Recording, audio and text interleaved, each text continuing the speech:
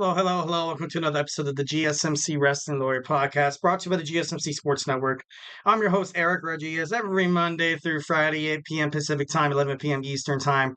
Here to talk about all things professional wrestling on the GSMC Sports Network. Thank you all for joining in. Hope you guys, had a good Monday, Tuesday. Tomorrow is Wednesday. So we're trying to get over the weekly hump. So, hey, it's all going to be great. Hang in there. It's going to be awesome. We have tons of wrestling. We have SummerSlam to look forward to on Saturday. So, it's going to be awesome. Thank you so much for tuning into the GSMC Wrestling Laureate podcast, brought to you by the GSMC Sports Network. We have a great show for you today on tap. We have our WWE Monday Night Raw review. We have our NXT Great American Bash Week 1 preview. We're also going to talk about the top 10 men in professional wrestling. Then we're going to talk about the top 10 women in professional wrestling. And to cap it all off, every Tuesday I do it. It's our Tuesdays Today in Wrestling History. Join me as we, gun my wrestling DeLorean till 88 miles per hour. Just kidding, no, and if you know, obviously, if you're a huge Back to the Future guy like I am, Doc Brown, Marty McFly. So, gotta be a dork. Gotta be a dork wherever you go, guys. I'm sorry. Life is already too too crazy to take seriously all the time. So make sure you enjoy the little things. Anyways, always hit up the tips and donations link at the gsmcpodcast.net. Shoot me your comments, questions, and concerns. Tell me what you like. Tell me what you don't like. Give me your projected storylines, maybe something you want to hear in terms of professional wrestling. Maybe just give me a shout out of where you're listening from would be cool as well. I've always wanted to travel, but I'm way too poor. So if I hear somebody be like, "Hey, shout out from Nashville," I'll be like, "Dude, technically, I'm in Nashville, Tennessee, with you guys." So definitely love that. Would be kind of cool, like during the show, maybe to have maybe count down all the cities of everybody listening. That'd be pretty badass. That'd be kind of a lot to keep track of during the podcast, but it'd be fun as hell. It'd be fun as hell. So leave a like, guys, subscribe, follow the GSMC Wrestling Laureate podcast, follow the GSMC Sports Network, subscribe to the show. Superman punch that like and subscribe button. It really does help the show here at the GSMC Sports Network. We do love a lot of peace, love, and positivity. 1,010%.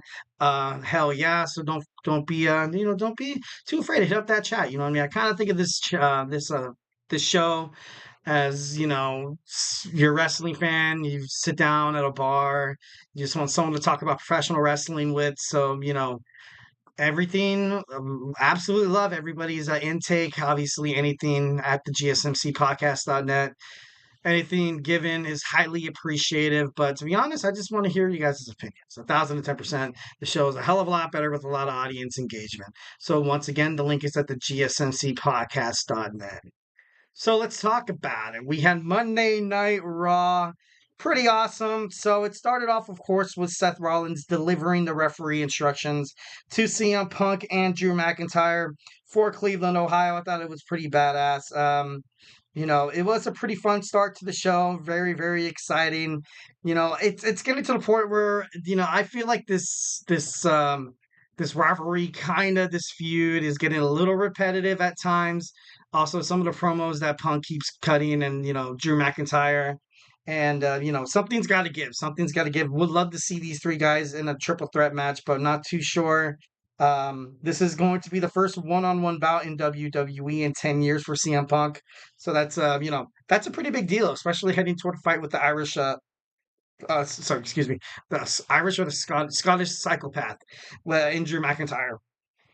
Pretty crazy. And then Punk referred to Seth Rollins as a bootlicking office boy. Wow, that's pretty crazy. I'm going to get paid so much money to do something I would do for free.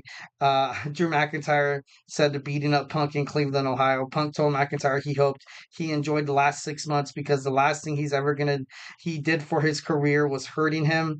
It was also the worst thing he's ever done for his career. So, much like coming around full circle. Sorry, excuse me. Oh, gotta love that sweat right in the eye. So if it looks like I'm winking at you guys, I'm definitely not. So next we're gonna move on. We have Otis and Akira Tozawa taking on the Creed brothers. Oh my God, this is terrible. Uh, taking on the Creed brothers tonight. Overall, it was a pretty good match. It showed a little bit of potential for Otis moving forward with.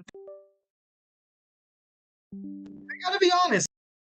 I'm not sure how much this stable could really work without Chad Gable. But so far, it seems like, you got a band of underdogs, kind of like a Dead Poet Society kind of feel. So, and then you also have Maxine Dupree, who looks pretty impressive inside the ring. Can't wait for her to, become serious and actually start wrestling day in and day out. So, thought it was kind of cool. But overall, you saw the Creed brothers defeat Otis and Tozawa. I definitely loved Otis, the Wyatt Sicks. They came out. They came out unmasked. It was pretty crazy, and they did not hesitate. And then, of course, Chad Gable had the dip. You saw Loomis and Gacy, generating a lot of excitement from the crowd. It was pretty badass. The presentation, well, like it, and it was executed perfectly. To be honest, it was pretty awesome. Next, we have Sheamus versus the Big Bronson Reed. The 2024 Andre the Giant Memorial Battle Royal winner sorry, defeated Sheamus in a rematch, capitalizing on a late interference by Pete Dunne, delivering the tsunami for the victory. So it seems like these guys still, heading for a feud, heading toward, you're going to have Pete Dunne, you're going to have Sheamus at the same time, but then you're going to have Bronson Reed. Bronson Reed is a hell of a performer, 1,010%. Definitely someone who should not be taken lightly. So the way I feel like they're going to handle it, triple threat match. It feels like a lot of triple threat matches are in the future for WWE. Kind of crazy, but we all gotta, kind of live and abide by it. You know what I mean? So yeah, honestly, good win for Bronson Reed. Next, we have Jay Uso versus Carlito. Jay Uso still finding himself to fighting guys that really don't really seem up to his league, don't really seem like it's adding up to anything bigger in terms of a title shot for the Intercontinental or for the WWE World Heavyweights. So WWE is remaining patient with Jey Uso. You had his dad Rikishi voice his frustration, saying, "Why is it taking WWE to pull the trigger so long for his son?"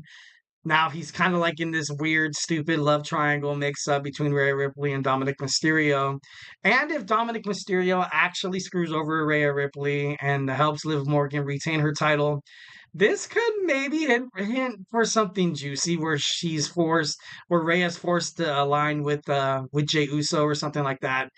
That would be pretty interesting. But in all realness, I think 1,010%. Um, you know, whatever happens between Liv Morgan and Rhea Ripley, I feel like it's kind of the beginning of the end for the Judgment Day. I know a lot of people think, it's not really intertwined so much. I think it is. Liv Morgan was part of the, JD McDonough, Carlito, Finn Balor, and Dominic Mysterio was eventually warming up to her.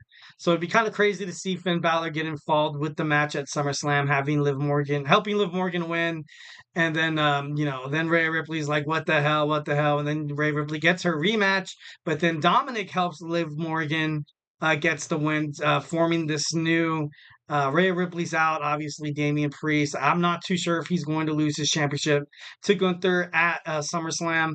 But I think I don't know. I think it's the beginning of the end for the Judgment Day. It's been a while. They've had their stable for a pretty long time, longer than I expected. There was a point where I thought they were dead in the water. Like probably 6 to 8 months in, I was like, dude, this isn't gonna work. But it did. It did. So should be happy. Take your flowers. Just I think it's time for a change for all for the career of all those people. It'd be pretty badass. So you had Jey Uso, of course, wind up the winner for Carlito in a pointless match.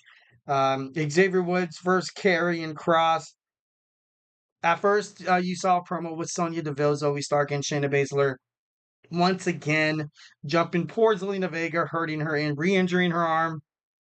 So I know Zelina Vega, she just got off the shelf. She recently just came back from an injury about a month ago. Would be kind of interested to see maybe she re-injured something to the point where they got to write her off. But I don't know. It just kind of sucks. I believe that 1,010%. So the match was going swell. Cross was taunting Woods from the very beginning. But at the end of it, Carrion's power was way too much for Xavier Woods to overcome. kind of crazy. I think Karrion Kross is a great superstar. I think since coming to the main roster, not really living up to his potential. He's feuded with a lot of big names, but nothing really came in fruition in terms of, positive statements in terms of his career or maybe a title shot in the future. So I definitely think there's something there. When the AOP made their debut back onto the Monday Night Raw roster, it was a big deal. It was amazing. I got, I was like, what? This is awesome. This is crazy. This is going to be so good because once when the Authors of Pain, before they got injured, they were on NXT. They had success. Much like the talents like Keith Lee, Aleister Black, and Ember Moon, when they made it up to the main roster, like WWE didn't really know much to do with their characters and stuff like that. So they ultimately, kind of shot them in the leg. You know what I mean? Built them up just to bring them down. Kind of crazy. But I don't know. I feel like with this Final Testament thing done right, it could be pretty good. It could be pretty good, but kind of sucks. Woods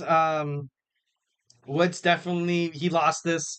Obviously, Karrion Kross wanted to rub it in his face that he's nothing, absolutely nothing without Kofi Kingston and Big E with the New Day. Kind of sucks for Xavier Woods because I kind of thought he was going to be, more or less, pushed single stars. I did not want him to turn his back on Kofi, but luckily I didn't think that's the storyline that we're going to go to. But, all kind of crazy. So next we have Sami Zayn taking on Rey Mysterio. Jey Uso obviously helped out, controlled the match, helped out his best buddy, Sami Zayn, and, JD McDonough, Carlito. Damn, all of Judgment Day came out there. It's crazy. Sami Zayn defeated Dominic Mysterio via disqualification. Kind of crazy. Pat McAfee referred to Mysterio as the Michael Phelps of insufferability. That's kind of funny. Kind of crazy. Next we're gonna go on the six-woman tag team match. We had Lyra Valkyria teaming up with Katana Chance and Kaden Carter taking on Sonya Deville, Zoe Stark, and Shayna Baszler. And, of course, the heels isolated Valkyria in the match. But although Stark, Baszler, and Deville did get the victory, you saw Damage Control come back. You saw Damage Control come back showing, obviously there were heels beforehand. You kind of have these new women heels that I feel like Sonya Deville, Shayna Baszler, and Zoe Stark do so damn well. And I am kind of ready for a character change. I'm ready for a character change in terms of Dakota Kai. I think for sure she could definitely represent a championship belt. Once when WWE introduces a women's mid-card belt like Intercontinental or the United States. So, I think big things are to come for Damage Control. I love this. Absolutely love this promo. Thought this was, pretty badass. I had faith in that. Next, we had Gunther taking on Finn Balor. Not really a surprise. You saw Gunther defeat Finn Balor overall, building up momentum towards SummerSlam, which is something that he kind of needs, something that, to kind of help, whatever helps him build momentum at the end, if Damien Priest wins, will ultimately, show people why he's an actual threat, show people why he's an actual champion, and why he should be taken seriously as a champion, because not a lot of wrestling fans are at this time. And I got to be honest, I'm still, I'm not a believer. I'm not a firm believer on Damien Priest being the WWE World's Heavyweight Champion. All right, moving on, we have our WWE NXT Great American Bash Week 1 preview. We're going to talk about it. We're going to analyze it, maybe give a little bit of predictions. So, hey, do not touch that dial. Grab your favorite snack, grab your favorite drink, and join your favorite wrestling fan in about 25 seconds. I feel like I'm losing my mind. Is everybody in the world blind? Please, Lord, give me a sign, a sign. I feel like I'm losing my mind. Is everybody in the world blind? Please, Lord, give me a sign, a sign. I wanna be the greatest, Everybody on the fake shit. I look around and feel like everybody is the fakest. I make this every day and I'm impatient, hoping one day I blow up from the basement. Statement, the top is so vacant. I don't hear shit that I think is amazing. Waiting for my day when I'm playing sold out shows for 1,000 faces. Hey, give me that crown, get in my way and to be put down. It ain't your place, all this my town. If I want that shit, then I'll get it right now. I'm losing it, the noose it fits. I'm losing shit, a stupid myth. You choose to live or choose to dip. You choose to fight or lose your grip and lose a gift. I feel like I'm losing my mind. Is everybody in the world blind? Please, Lord, give me a sign, a sign. I feel like I'm losing my mind. Is everybody in the world blind?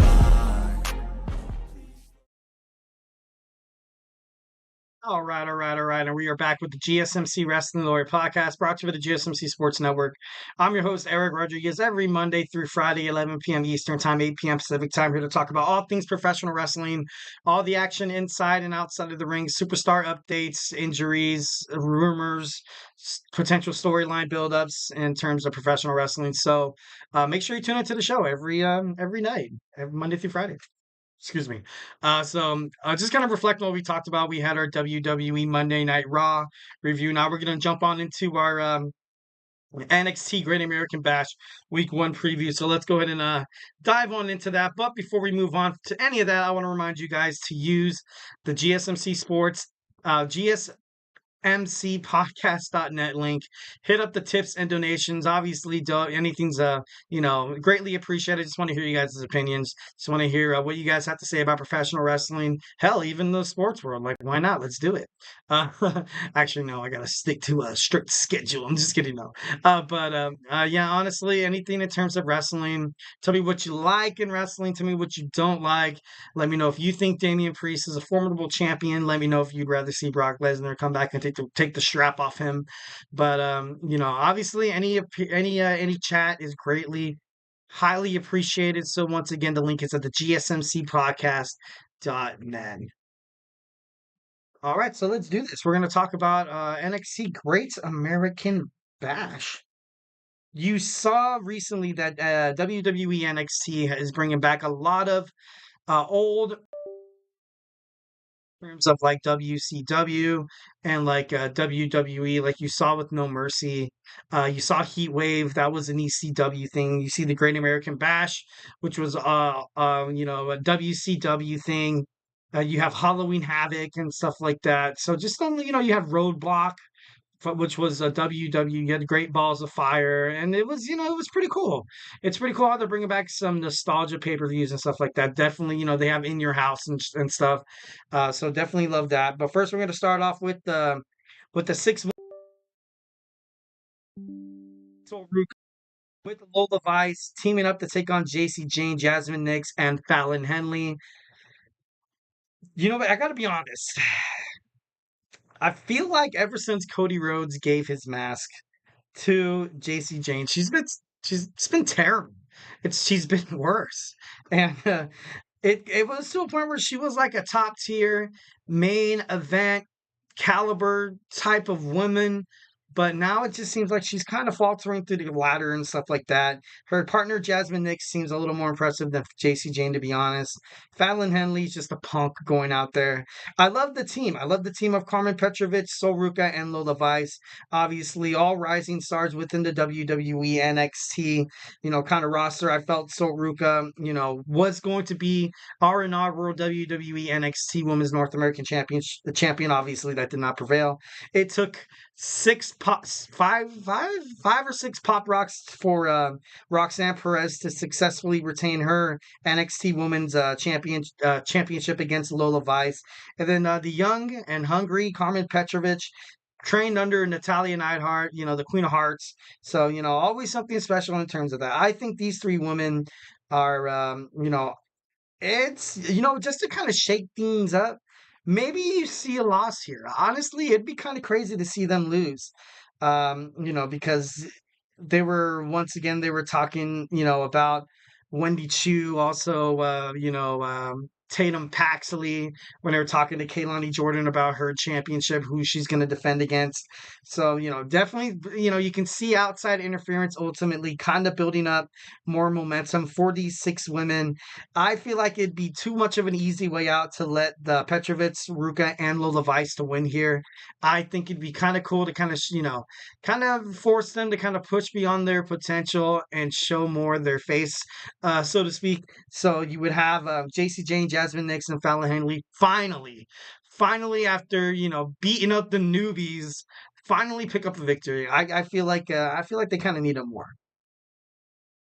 Next, we have Tony D'Angelo puts the NXT Heritage Cup on the line against Tavion Heights. Good for Tavion Heights. Gotta love the former Olympian. He's won gold for this country, obviously. Tony D'Angelo and the family respect that. Right now, you've kind of had the losing ways of Charlie Dempsey, even on TNA Impact. I feel like the No Quarter Catch crew, if Tavion Heights wins, which I feel like Tony D'Angelo will eventually make it back up to the main card. I feel like they need him. I feel like they need him 1,010%. He loses and he goes after Oba Femi, or he loses and then he decides to go after Ethan Page's AEW World Championship. Because right now you have Oro Mensah. I love Oro Mensah. Obviously all wrestlers are very impressive. These guys are studs. But, I don't want to see Ethan Page fight Oro Mensah. I got to be honest. I'd rather see him fight someone like, the Don of NXT, Tony D'Angelo. So, I think it's a matter of time until D'Angelo loses that Heritage Cup. And now you kind of see, you're kind of seeing the No Quarter Catch crew kind of become more irrelevant day by day. First, it was Drew Gulak getting released, or his, not being offered a contract, and then you see O'Reilly Osborne, then you see Kemp released from WWE, and then you see them get Tavion Heights and stuff like that. Tavion Heights is a young, very promising superstar. Definitely could bring prestige to the No Quarter Catch crew. So, you could bet that this is going to be one of the most unpredictable matches tonight. I can put that, honestly, I can, bet the house on that one. Next, we have the WWE World Women's Champions, Alba Fire and Isla Dawn, come to NXT to defend their women's tag team titles against Lash Legend and Miss Jackson. It's crazy because these girls are having everybody going after them. I feel kind of bad. But these girls are going to hold their titles. They're not going to lose. Miss Jackson and Lash Legend will put on a good match. A match that, even if they lose, it'd be like one of those things where it's you know what, they lost, but they were so damn impressive. They could be a future tag team, or they can both be super, super awesome singles superstars and stuff like that. But Alba Fire and Isla Dawn, I really, they have a match with Bianca Belair and Jade Cargill. They have Zoe Stark and Shayna Baszler on their tail. Also, you have the team of Katana Chance and Kaden Carter wanting to get their NXT. I'm wanting to get their women's tag team titles back. It's it's such a toss-up in terms of the women's division, in terms of tag team. I know there's 4 good ones, and there's a couple of them on the outside, like Piper Niven and Chelsea Green, who are still kind of scratching to kind of get into try to get into their way in terms of the title picture for those tag teams women's titles. So you could definitely expect a lot. But I think overall what happens tonight, you see Alba Fire and Isla Dawn retain their WWE Women's Tag Team titles. It would just make the most sense, to be honest. That's my opinion, we'll be honest. Next, we have Joe Hendry performs a live concert for the very first time on WWE soil. TNA wrestler Joe Hendry will return to NXT and perform a live concert in front of all his fans. Hendry is coming off of a tough loss on his quest to become TNA World Champion, but the setback won't dampen his spirit. Don't miss Joe Hendry tonight at Week 1 at the Great American Bash on Sci-Fi. So I love Joe Hendry. I kind of saw Joe Hendry's potential before anybody else does. I'm not saying anything, but I'm just kidding. No, but I think he was a great superstar right from the get-go. When I started watching TNA again, because I watched TNA during the Golden Era, once when they started kind of faltering and everything, once when Dixie Cut and then freaking Eric Bischoff and Hulk Hogan, and I was like, I'm done. It's like watching WCW shoot their foot shooting themselves in the foot once again. And then when you saw Dixie Carter leave the TNA, and of course she left with Panda Energy. Panda Energy is one of their main sponsors. It was owned by her dad, so obviously once when the daughter leaves, you kind of pull the trigger on that promotion. So then you just saw TNA become not what it used to be. But in recent years, I think it took them to get to kind of like hit rock bottom in terms of the professional wrestling industry to kind of claw up. And now they're putting on some good pay-per-views. They're putting on great matches with superstars that are, not really WWE rejects from AEW or even the NWA.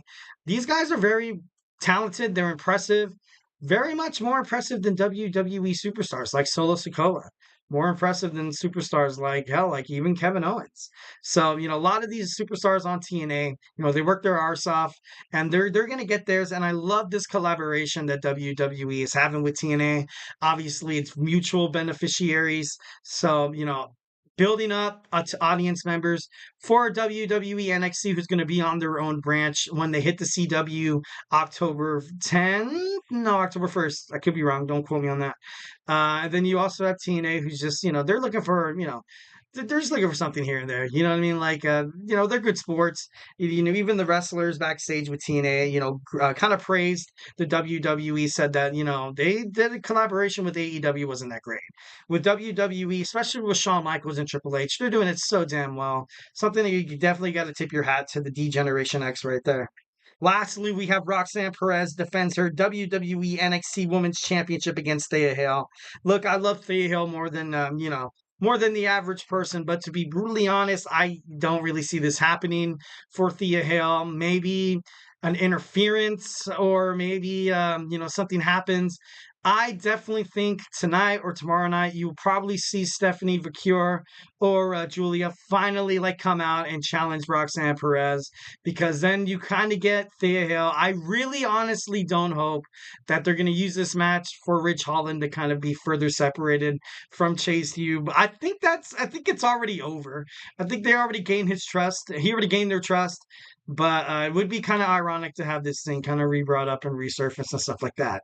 But Thea Hail, so damn impressive, so young, so talented, enthusiastic, charismatic, everything you want from a WWE superstar, everything you would ever want from a professional wrestling, title holder.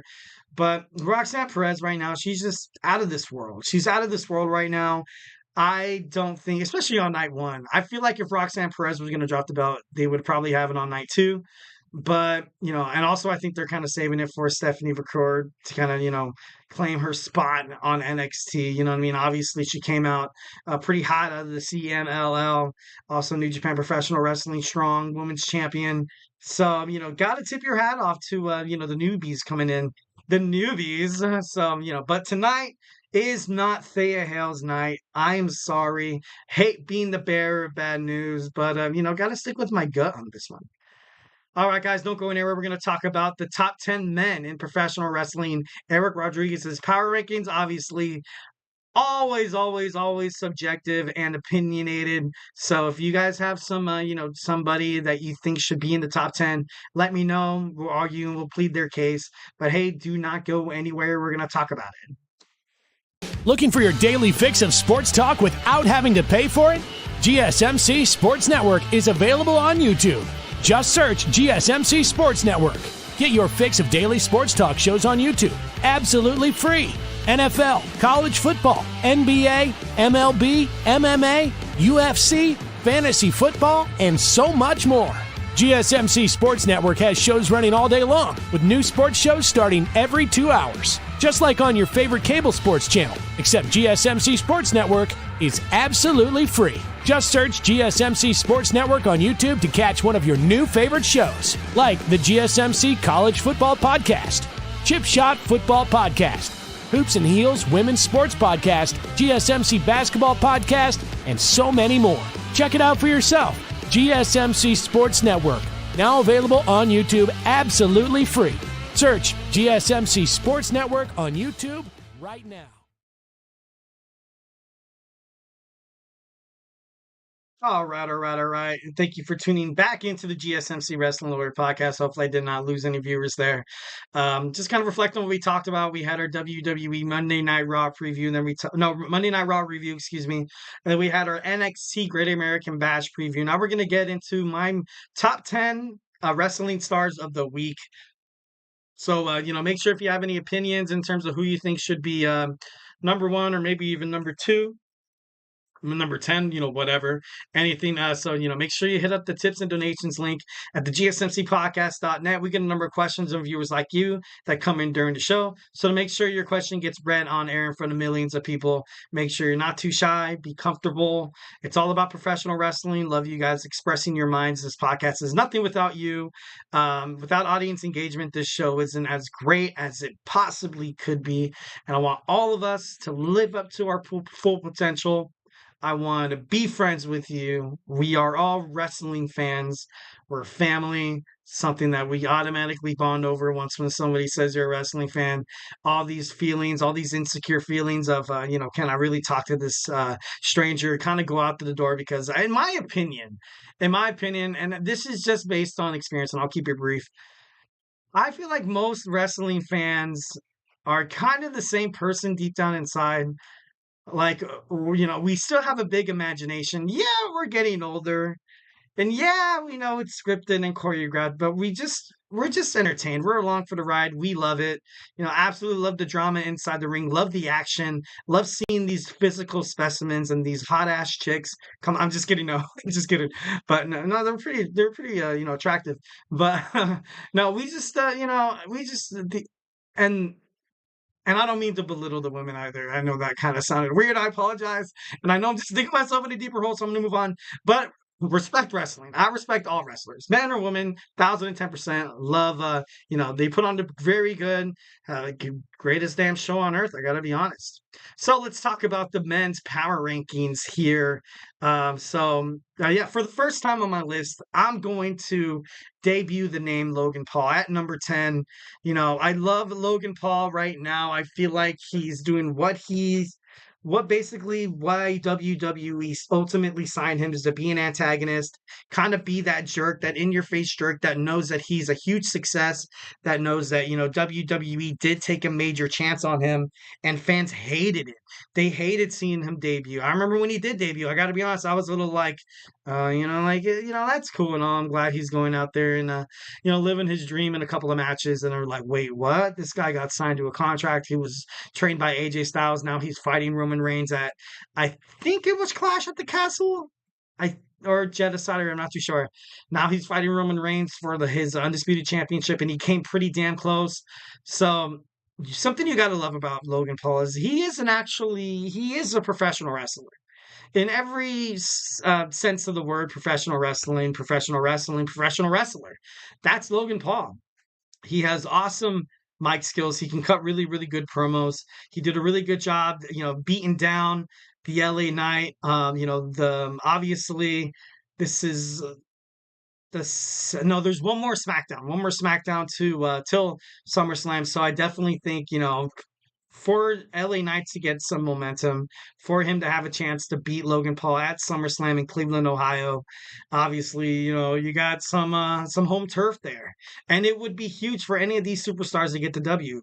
If LA Knight wins, it'd be cool. I'd be like, yeah, finally they put a singles championship on a well-deserving superstar. And if Logan Paul wins, I'd be like, yeah, to be honest, it's it's kind of cool to see him actually defend his title against somebody with like a hot streak and with momentum like the LA Knight. So at number 10, I have my man Logan Paul. All right, at number 9, I have the Ring of Honor World Heavyweight Champion, the leader of the conglomeration, Mark Briscoe. Mark Briscoe continues to just fascinate me, continues to impress.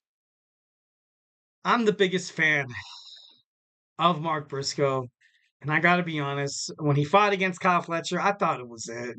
When he fought against Roderick Strong with the Undisputed Kingdom and him fighting in AEW Blood and Guts just, 2 days prior, I was like, okay, it's over. He's done. But no, this guy still continues to kick ass. It's crazy. Ever since he's won the championship, ever since he's his wife birthed the son, the new member of the conglomeration, by the way. I feel like it's just giving him power. Like he has that, that baby boy power. That that dad bod, that dad strength. I freaking love that. I freaking love, Mark Briscoe, 1,010%. Keep doing what you're doing, my man. You are absolutely impressing everybody in terms of the professional wrestling industry. At number 8, I got Nick Nemeth, formerly known as Dolph Ziggler from the WWE.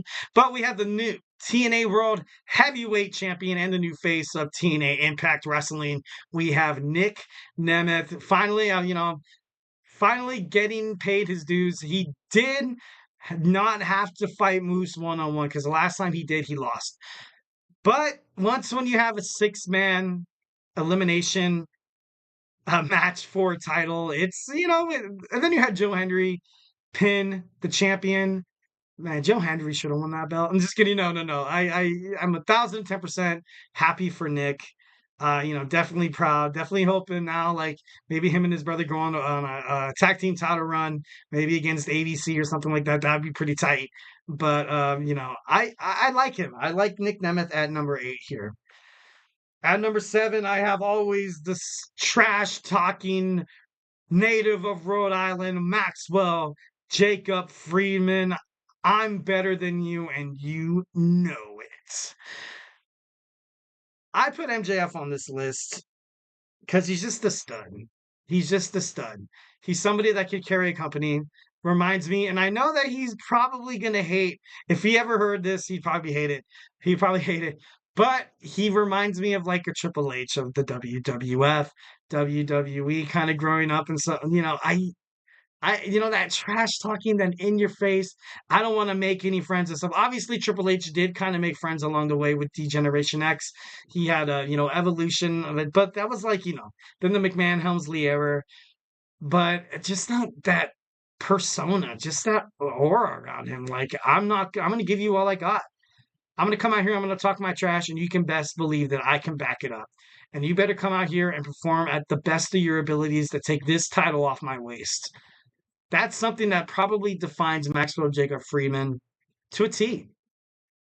He's great for AEW. When he returned to AEW, obviously you see the ratings are increasing. When he was off AEW, you saw the ratings decreasing. Ding, ding, ding. Kind of like a common factor there. But I love MJF.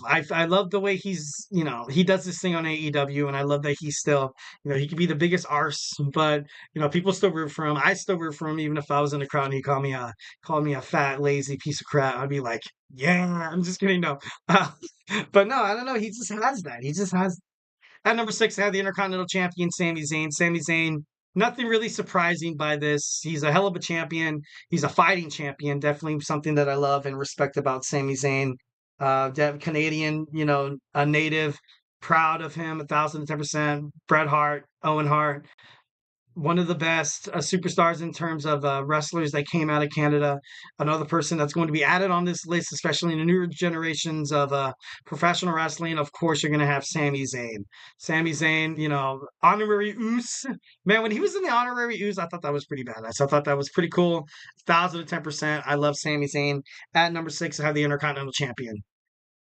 At number 5, I have the person he beat for that Intercontinental Championship, which is kind of crazy. He has, he beat the Honky Tonks record, and he holds it at 666 days. Kind of a scary number there. But, Gunther, right now, he's on top of the world. He's just one win away from being the face of Monday Night Raw. And it's possible. It is possible. Of course, I'm leaning Damien Priest. I'm like at that, 45, 55 percentile. But it's hard to defeat this guy. And when he steps into the ring, even when people hate themselves, they're happy to see him. because he puts on a hell of a match, but at the same time, he can just trash talk you like crazy. He does a really good job of promoting other superstars even when he does kick their ass, even when he does out promo them. He finds a way to kind of benefit others. Someone that you definitely want running your company. There's no doubt in my mind that Gunther is going to be a future world heavyweight champion at SummerSlam. It's going to be interesting. It's going to be, kind of a coin toss for me. But, at number 5, I have Gunther. At number 4, I have the leader of the new young bloodline, Solo Sikoa. I wasn't the biggest Solo Sikoa believer, I gotta be honest. Especially when when he was the self-proclaimed tribal chief. I was like, oh my god, I knew he was gonna do that. But something you gotta, respect. Although he's not winning these matches very cleanly, that's kind of what it means to be a heel.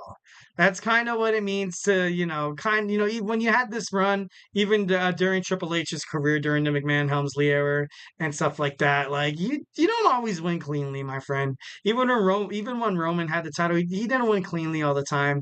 So a lot of these superstars, I feel like a lot of wrestling media journalists and I gotta be, obviously I've been guilty of this as well. I don't really take Solo Sikoa seriously. I think Jacob Fatu, Tamatonga, and Tangaloa all kind of have more in ring hype than he ever had. But to be honest, you kind of need a big guy. You kind of need the reason why those other 3 names are relevant is because of Solo Sikoa. And as soon as Roman Reigns left the bloodline, a lot of people thought the bloodline was left dead in the water.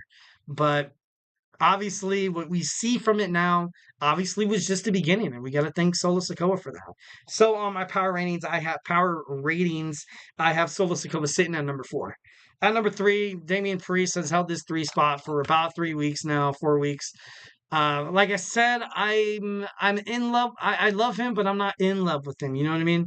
I don't buy it yet that he's a champion. He keeps winning by interferences, and he botched a kick out. I know he probably got got whacked on his head and stuff like that, and like was spaced out. Probably didn't see it coming. Obviously, Triple H, Paul Levesque, still backed him up, saying that he is our WWE World Heavyweight Champion. So they still believe in Damien Priest.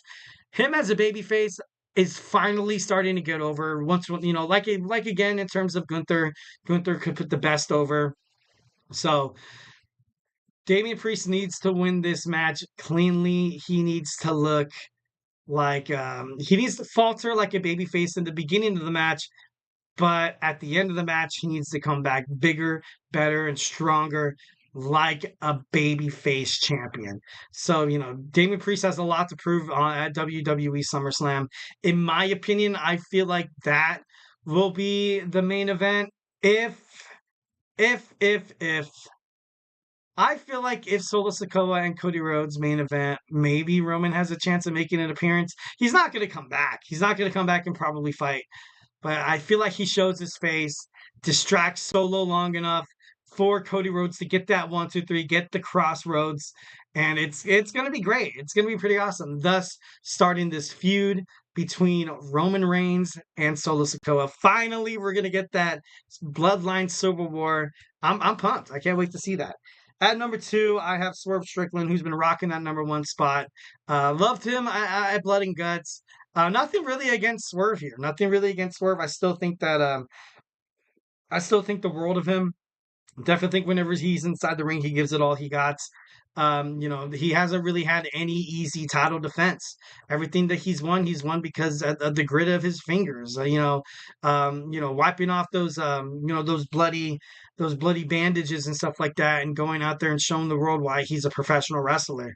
Swerve Strickland is definitely one of my most favorite wrestlers. I love seeing him inside the ring because there's always a chance that you can see something unpredictable. There's always a chance where you're going to see a high fly maneuver, a hard strike, a hard drive by. He has so many electric moves that just get the fans all into it. So at number 2, I have Swerve Strickland, but at number 1, I have the American Nightmare, Cody Rhodes. And Cody Rhodes, the reason why I got him at number 1 is because he's still holding the company on his back. I had him sitting at number 2 for a little while there, but I had to put him back at number 1 because he is the face of this new Triple H Paul Levesque era, and there's no doubt in my mind that his match with Solo Sikoa at SummerSlam is going to be, one of the most talked about matches. Not more, of course, than WrestleMania, but there's a lot of anticipation for this SummerSlam. A lot of people think that Solo Sikoa is going to pick up the victory. People think that Roman Reigns is going to come back. Maybe The Rock comes back. It's going to be huge. It's going to be awesome. And Cody Rhodes, he went out, and he always goes out, with just this chip on his shoulder. That although I'm the WWE champion, I still have a lot to prove. And I love that. I love that, the humbleness and also the physicality and also the determination of the WWE champion. Definitely think, Cody Rhodes is doing it damn swell. And I can't wait to see him more as a champion. So at number one, my power rankings, I got Cody Rhodes. All right, guys. Well, do not go anywhere. We talked about the men. Now we're going to talk about the amazing women of WWE, Ring of Honor, AEW, wherever, all over professional wrestling. We're going to talk about my top 10 when we come back.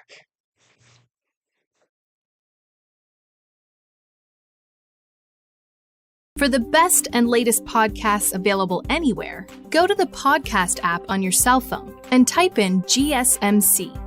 To access free content-rich podcasts on health and wellness, book reviews, sports, entertainment, relationships, social media, movies, technology, finance, and even weird news. Subscribe and download the GSMC Podcast Network's family of shows, available everywhere podcasts are found.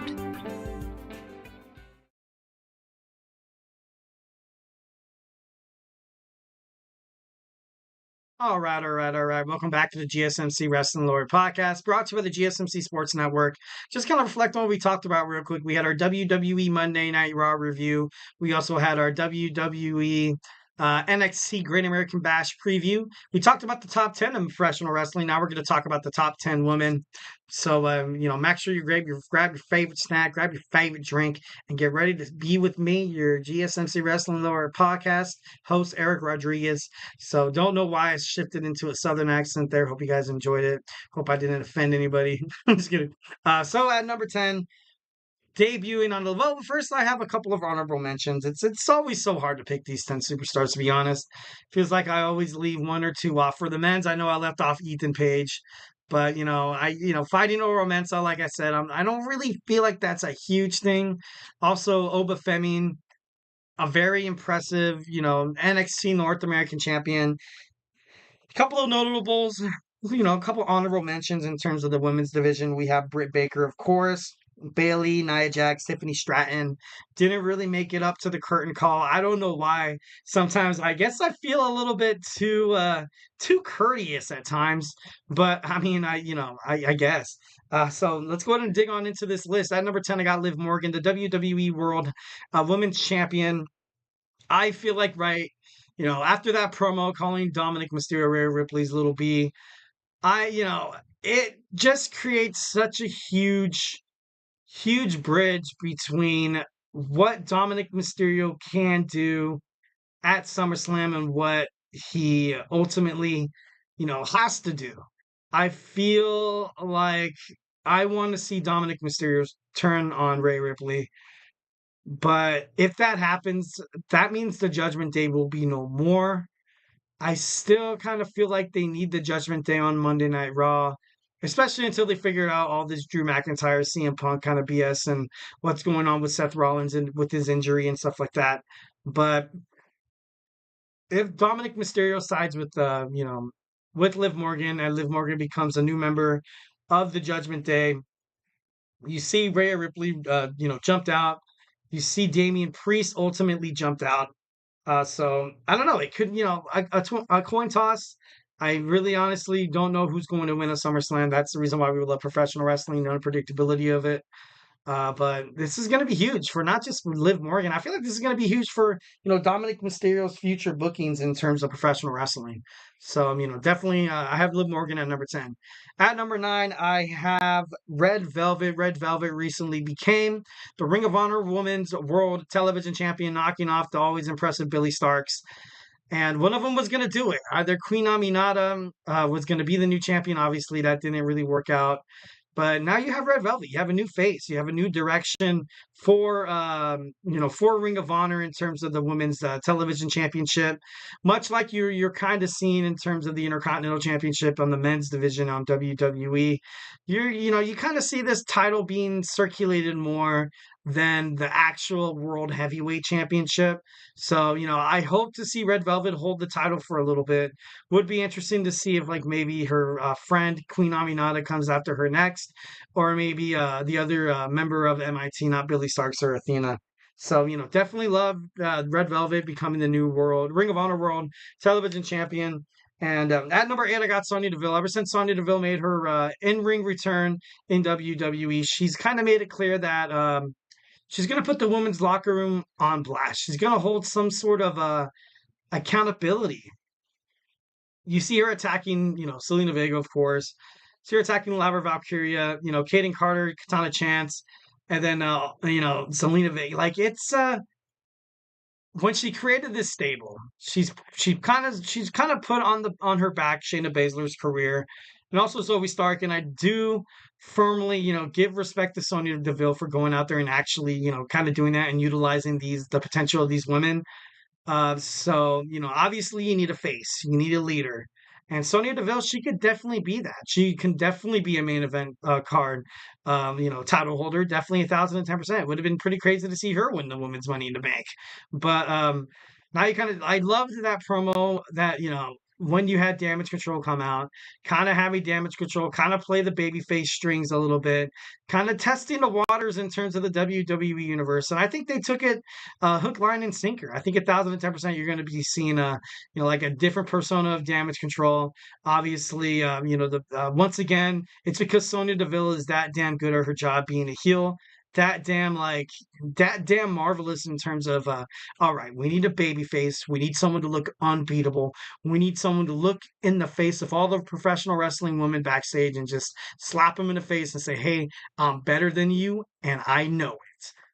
And that's what Sonya Deville has been doing throughout her ever since she came back. So gotta throw a little bit of flowers for Sonya Deville being on the power rankings at number 8. At number 7, I have Mariah May, the Glamour. I love Mariah May because I feel like she is the future of AEW. And you've seen it with the promos with Toni Storm. You've seen it with that hellacious fight. You've seen her inside the ring being more competitive. Obviously, winning the Owen Hart Cup tournament for the women's division. I think she's going to have she's going to have a special future. I believe 1,010%. Toni Storm has had a title for so damn long. Obviously, although Toni Storm is, impressive and she's on my list, but Mariah May would be one of the best suitors to hold the title. Obviously, they would just bring so much surprise and also just, a lot of love back to professional wrestling because, to be honest, I love seeing that stuff. When tag team members at the right time, when tag team members or stablemates turn on each other and it's like the best career move in the world, it could be magic. It could be magic. You know what I mean? Like where you saw with when Shawn Michaels came back in 2002 with Triple H, that was genius. 1,010%. I loved it, and they have enough prestige and credibility within the company to come back in their careers and come back and be like, all right, we beat the shit out of each other, and now, we're gonna do DX again. You know what I mean? So, definitely love where Mariah May. She's young, she's hungry, determined. Definitely looks like the new face of AEW, especially at All In. All In's one of the biggest events in terms of AEW. Usually events like that, like WrestleMania, like TNA Slammiversary. It's a nice little like a restart. It's a nice little reboot. See what putting the strap on this person does in terms of creative attributes, also directions and storylines and stuff like that. So definitely think the Mariah May, the Glamour, is there sitting at number 7. At number 6, I had Rhea Ripley for 2 weeks at number 1, slowly but surely falling out of love with Rhea Ripley, but I think she's great. I still think that she's a top contender. You know what I mean? So, but like this whole Judgment Day turmoil, this whole thing between Dirty Dom and Liv Morgan. For me, I don't know why, but I feel like I'm growing a little tiresome of it. I don't know, obviously I could be, pulling the strings of the wrong guitar right here. Please don't turn off my show. But no, I'm just kidding. But Rhea Ripley, I gotta be honest, is the best wrestler probably within the women's division right now. So, if this was a list based on athletic and ring capabilities and wins and losses, you would probably have Rhea Ripley number one all the time. You probably have, hell, maybe you have Bianca Belair, Jade Cargill, maybe even, Charlotte Flair still up there. Like, you know what I mean? But in terms of power rankings, you kind of have to have everything, even the kitchen sink, even the little bit of sauce. You need the meat, you need the tenderizer, you need you need the full burger, you need the lettuce, the tomato, the ketchup, the mustard, the pickles, and the mayonnaise. And you need all that wrapped up in the one to make an overall, a great superstar. Like, I had Liv Morgan at number one. I don't think her in-ring capabilities really match up to, those of Britt Baker, Tiffany Stratton, Bailey. But, she's the talk of professional wrestling, the way she's cutting promos and stuff like that. The way she's performed in-ring enough to be considered as like, okay, like she's the top 10, you know what I mean? She's worthy enough to hold the championship. But it's always so hard. It's always so hard. But at number 6, I have a Rhea Ripley. At number 5, I have the NXT Women's World Champion, Roxanne Perez. Definitely think she's going to be amazing. Definitely think that she has a lot of potential. Still has a lot. I don't think she's going to drop the title tonight against Thea Hail. But, she's obviously the future of NXT. She's the future of WWE. She's only 22 years old. Absolutely bonkers. That's crazy. Even at her young career with, I think she has the same accolades as, well, she's kind of going up to the same accolades as Charlotte Flair before she left the NXT. But at number 5, I have Pop Rocks, Roxanne Perez. At number 4, I have Mercedes Moné. Mercedes Moné is, to be honest, shocking the hell out of me. I love her as a heel. Absolutely despise her. I refuse to put her on the list as a babyface. It's because sometimes you just fit better somewhere else. And Mercedes Moné, once when you kind of have that heel, you can bring back people like Britt Baker. You can also have Stephanie Vaquer challenge her, and people will be like, okay, whoever Stephanie Vaquer is, well, guess what? I'm gonna root for her because how much I despise this girl who has everything, who's worked for everything. You just kind of get this animosity and this jealousy. But that's what that's what Mercedes Moné is so damn good at. She's good at making people envy her, which is an amazing trait, to be honest. But she does it so damn well. Definitely love her as a heel, more as a instead of a baby face. When she came back, when she made her debut in AEW, I was like, okay, great. Like, oh, I loved wrestling my whole entire life. Oh my god! Like, I'm just kidding. No, but like, I just think her coming out with that smug face, like, you're not good enough to fight me. You don't deserve a championship, man. Like, you know what I mean? I just like it better. I like it better, 1,010%. All right, at number 3, I have Athena. Not really much for words here, but she successfully retained her Ring of Honor World Women's Champion. The list goes on. Another one marked and X'd off is Queen Aminata, and now she's still hitting that record. Lord only knows how long it's going to last now, because I feel like nobody on Ring of Honor really can kind of, can really kind of match her sauce, so to speak. So Athena, it looks like she's going to go for another 500 days. Would be pretty awesome. And it's not like it's a bad thing. And it's not like, oh, they're going to get, like she wins again. Like, no, she works her arse off to get every single win. So, you got to respect the fluency. You got to respect the consistency here from the Ring of Honor Women's Women's World Champion. And, she, linked up with a couple of MIT stablemates, and, they're causing havoc. Obviously, it's, you can't do it alone out there. It took Roman Reigns, it took him to have the bloodline to help him, achieve greatness. And now you have Athena doing it with the help of MIT. Although there was a promo where I did see Billy Stark look at Athena and be like, okay, yeah, glad you're, enjoying yourself, not really any sympathy for my loss, you know what I mean? Like, but, maybe that could be a storyline in the, foreshadowing in the future. But, I don't know, pretty excited to watch it. At number 2, we have the TNA Knockouts World Champion, Jordynne Grace. Love Jordynne Grace. She keeps, mowing them down, knocking them up, killing them. Absolutely killing them. No, she didn't really kill Ash by Elegance, to be brutally honest. I thought it was a great match. But this girl, the juggernaut of TNA Knockouts division, she's not going to be taken, she's not, you shouldn't take her lightly. She's definitely one of the most professional, one of the most impressive professional wrestlers in the women's division in terms of all the professional wrestling. When you think of professional wrestling and success, especially when it comes to TNA, you think of Jordynne Grace. Jordynne Grace is, putting TNA women's fighting back on the map. So 1,010% at number 2, I have Jordynne Grace. And wrapping it up at number 1, I have the timeless Toni Storm. You had Toni Storm kind of go down to, and obviously, kind of had to make room for Rhea Ripley. But you've seen her go down to that number 2 slot. But something that you got to love about Toni Storm is she's represented the AEW women's division so well. You've seen this storyline between Mariah May just build up. You've seen her. You've seen Toni Storm knock down a lot of crazy talented women stars in AEW, even Ring of Honor, also New Japan Professional Wrestling, as well as CMLL. So definitely got to respect the timeless Toni Storm. Is she going to lose her title at AEW All In Wembley Stadium in London?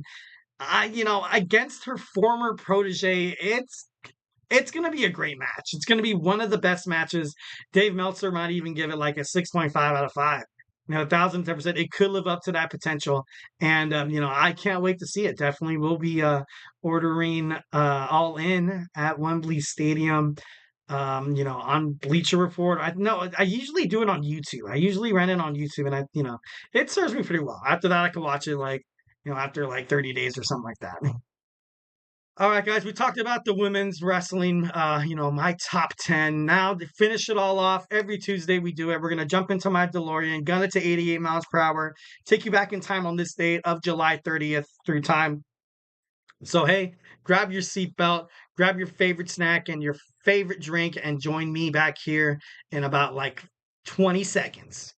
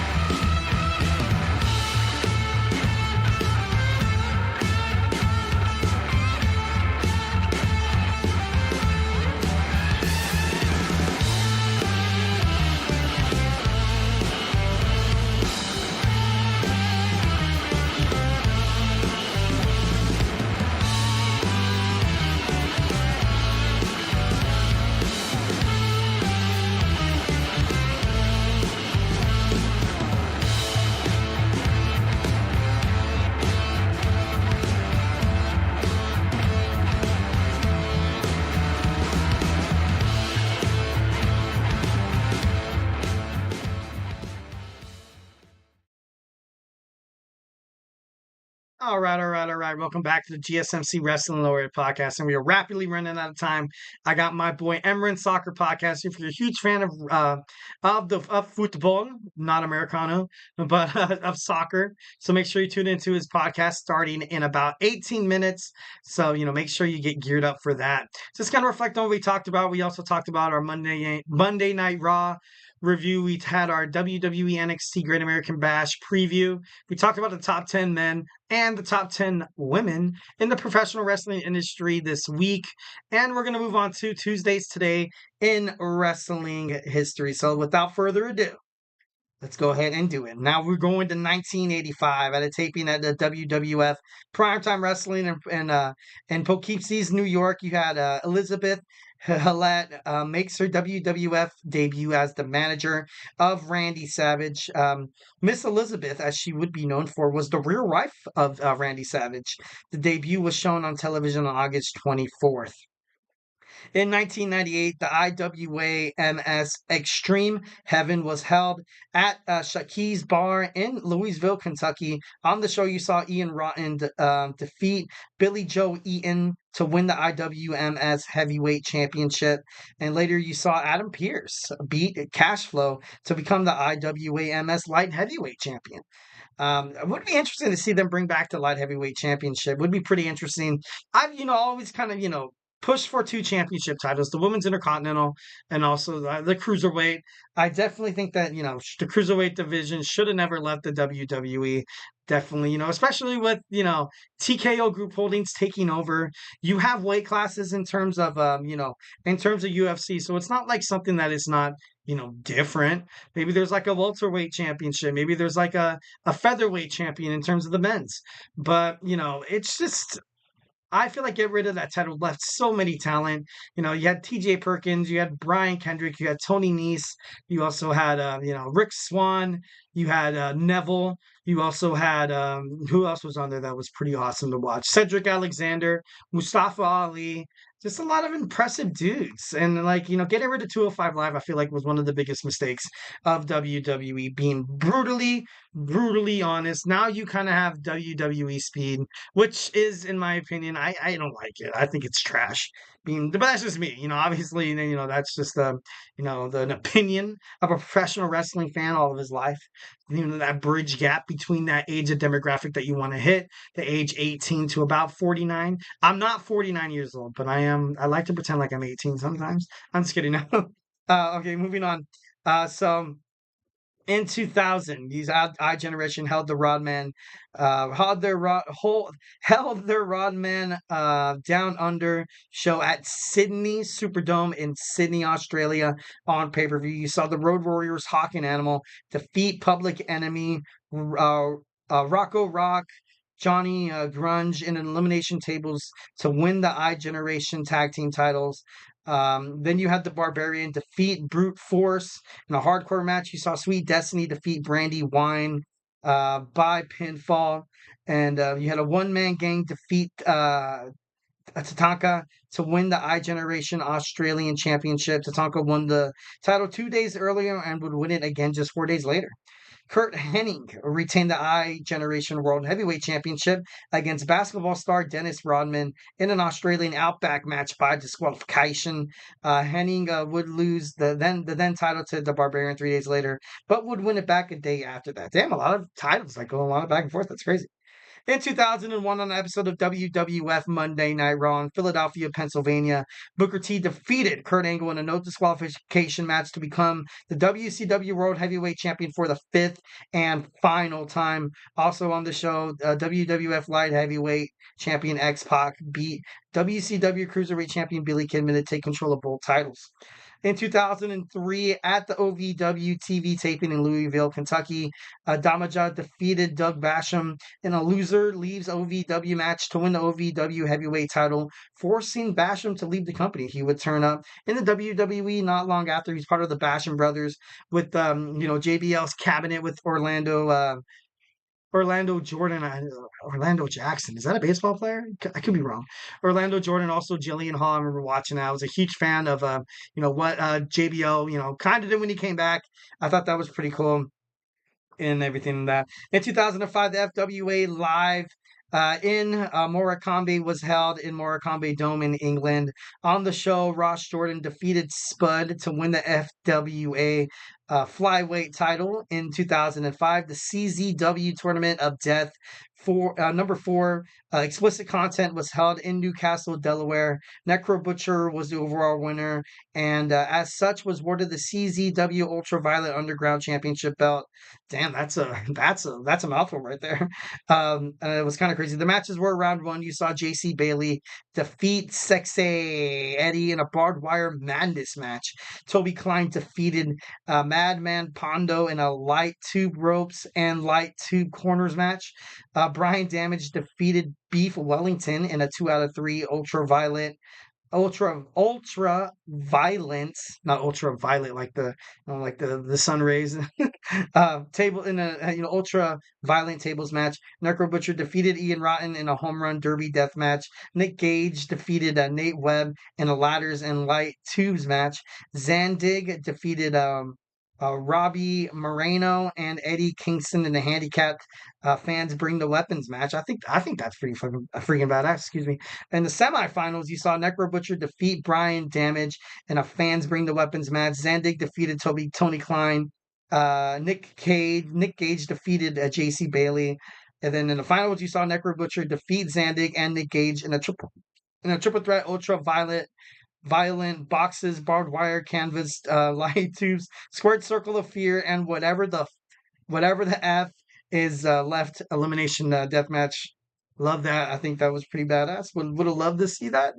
In the CZW in 2014, Dojo Wars 6 was held in Blackwood, New Jersey. In the main event, you saw Joe Gacy pin Shane Strickland to win the CZW Wired TV title. Pretty badass, pretty cool. In 2016, on day 5 of Noah NTV G Plus Cup Junior Heavyweight Tag Team League at Korakuen Hall in Tokyo, Japan. You saw Takahashi Sagiri defeat Go Shigazaka in the main event to become the GHC Heavyweight Championship.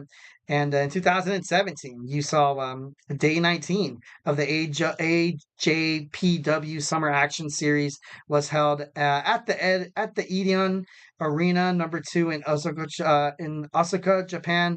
On the show, you saw Tajiri win the AJPW World Junior Heavyweight title after beating Hokuro Saito. Dang, a lot of crazy stuff. That wasn't really WWE that happened today. Kind of crazy, but it has to be talked about. Akiri won in 2019. Akiri won the Tokyo World Heavyweight title when he defeated Kaz Hayashi at the Tokyo Gruntai Tokyo Carnival in Japan. Notable birthdays today. We have Marco Stunt, Forastero, John Walters, and also El Brazo. El Brazo. I gotta be honest, not really a crazy, a cup of tea in terms of today's in wrestling history. Gotta be honest, I never really was a fan of New Japan Professional Wrestling or any other wrestling besides WWE until probably 8 months ago or something like that. But it's obviously still deserves a lot of respect, deserves a lot of attention. These guys are going out there putting their bodies on the line, so it's something that we should honor with all our hearts, souls, and wrestling spirits. Well, guys, that was my show. Hope you guys liked it. Thank you so much for tuning in to the GSMC Wrestling Laureate podcast, brought to you by the GSMC Sports Network. Remember the Superman punch that like and subscribe button to the show. Also subscribe to the show and also the GSMC Sports Network. Remember, I am live here Monday through Friday, 8 p.m. Pacific time, 11 p.m. Eastern time, talk about all things professional wrestling. And make sure you follow us on, Twitter/X, TikTok, Instagram, and Facebook for more content and updates. And like I always say, if I haven't made you a wrestling fan by now, we have football right around the corner, college football with my boy Tommy. We have the Chit Shot Football podcast with Manny, the GSMC Football podcast with Kenneth. We also have my boy Nelson with the GSMC Basketball podcast. We have Chris Shepard. When it comes to football, a lot of fantasy sports, get your stardoms, your sit-ems, your draftums on his sports show. Make sure you tune into that at the GSMC Fantasy Sports Podcast. We also have sports podcasts from my boy TJ and Jeremy talking about all things about professional wrestling. Also, don't miss the Andrew Tate Show. Everything about sports, everything in terms of entertainment, you can find it on that amazing electric podcast. And remember to tune into Sam's podcast too. I was on Sam's podcast, the baseball podcast.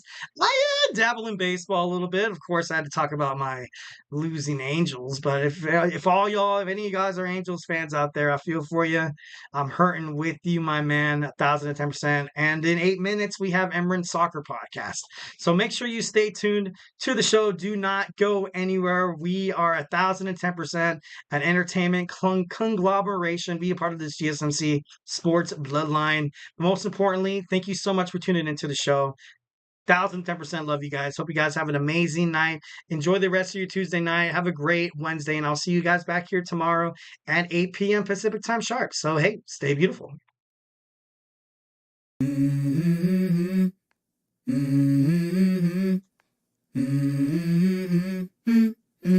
Let's go. I wake up to a little bit of drool on my pillow, feel like it's